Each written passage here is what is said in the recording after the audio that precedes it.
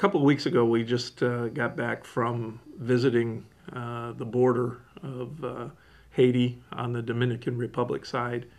And the reason that we went down there was to assess the needs of the people, obviously, in the area, but also to meet with our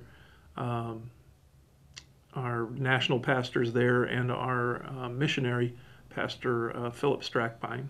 And as with other disasters, we sat down and tried to assess the needs, first of all, of the local congregations, then their people, if they had Haitian members that were affected, and then also we looked at how to reach out to their communities. And what we found after talking with the two national pastors and Pastor Strackbine was that the Dominican congregations didn't have too many people affected. They did have one or two families here and there, and we did immediately address their needs. But then we started asking about the community and other people that were affected. And we found out that, again, in their area of Santiago, there really wasn't that much going on in the ways of relief. But everything that they were being told was the people that were really in need were down by the border in a town called Yemeni. So then we said, well, maybe then we should try to focus our efforts on finding out what's going on in Yemeni. And so we decided that night to make the trip, which is about 6 hours from Santiago, to the southwest portion of the Dominican, again, right on the border with Haiti, about 35 miles from Port-au-Prince. We took off at about 11:30 at night, getting into Yemeni at about 5:30, and immediately went and met with the Red Cross representatives at their headquarters that they had set up there. And we met with a man by the name of Robert. He's from North Carolina, one of the first English-speaking people we had seen in quite a while. And he immediately said to us, we need you up at the hospital up on the top of the hill. And the hospital was called the Good Samaritan Hospital. And he said, that's where the wounded are, that's where we need volunteers. Please go up there and see what you can do. So we got back in our van, we drove up there about a mile away from where the headquarters was, and we got out of the van, and to me it was just like a scene from the movie MASH. Nurses and doctors running everywhere, helicopters landing in the field, wounded everywhere, and kind of a controlled chaos. And it's almost like we didn't want to get in the way, but we also wanted to see how we could talk to somebody about getting some help in there. And so finally made a contact with medical coordinators, and they said, obviously take a look around. You can see that we can use doctors, nurses, physical therapists, pastors, linguists, interpreters, and then, general volunteers to help with cleanup, patient transportation, things like that. And we had taken our one Haitian national pastor with us, Rona Abraham. And Rona immediately is like his own little mission field there. He just started sitting down and witnessing with these people. And he took the French Creole copy of The Promise and started handing that out to people. And it was almost like they couldn't get it fast enough. They right away they started reading through it and talking to each other and pointing at it. And Rona, sat there and talked with these people for hours and hours. And the other pastors started, talking with some of the injured, and all of this while all of this chaos was kind of going on. But it was just fantastic what we found there, and made some good contacts and promised that we would be back.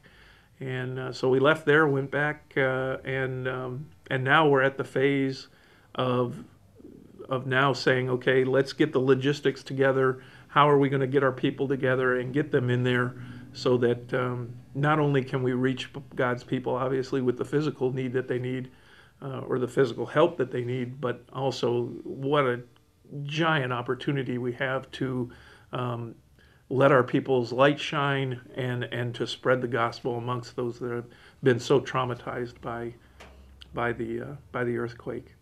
It's going to be a long-term thing there, and again, the Committee on Relief really understands the value in in doing relief work over the long term. So many people want to do it in the short term, but the needs really magnify as time goes on.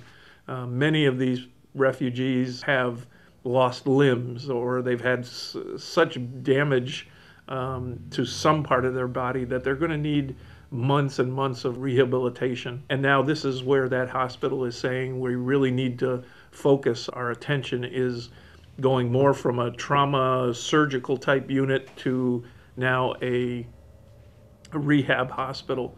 So the Committee on Relief and hopefully the Wells and our volunteers are going to play a big role in helping this unit, this hospital on the border, become the rehabilitation hospital that the people of Haiti really need.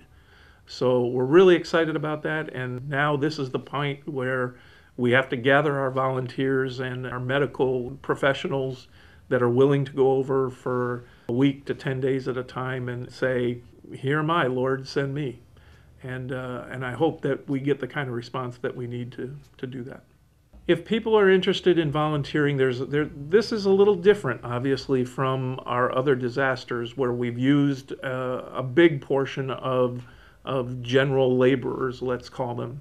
This is going to be a little bit different. This is, right now, this phase that we're in, we really need the medical professionals. We need the doctors, the nurses, the physical therapists, the pastors who might have Spanish or French speaking abilities. And again, they don't have to be just pastors, but interpreters. They really need that kind of help to talk to the people there. So we really need people with those skill sets, and we understand that that these people would have to take time off to do this, but that's what this hospital over there right now is all about.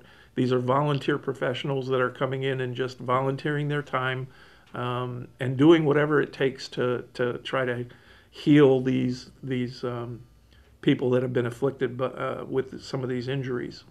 So I would say, right now, the best thing to do is, if there are professionals out there that, medical professionals that could lend us that 9-day period, so to speak, 7 days on the ground with a day of travel on each side, please go to our website at www.wellsrelief.net and fill out the application form. But then also, make sure that you give me a call so that I can start coordinating with the organization that's over there to get our volunteers in. If people are interested in volunteering, I right now encourage them to please go to the website and fill out the application form and put the dates in there that you might be available to go, so that we get a good idea as we work with the organization that's over there funneling our volunteers in. I'll have a good idea of those that are available and what skill sets that they'd have to volunteer. And again, it's going to be a wide variety of things that we'll probably need. So, please, if you think you could go at some time, make sure that you fill out the application with us.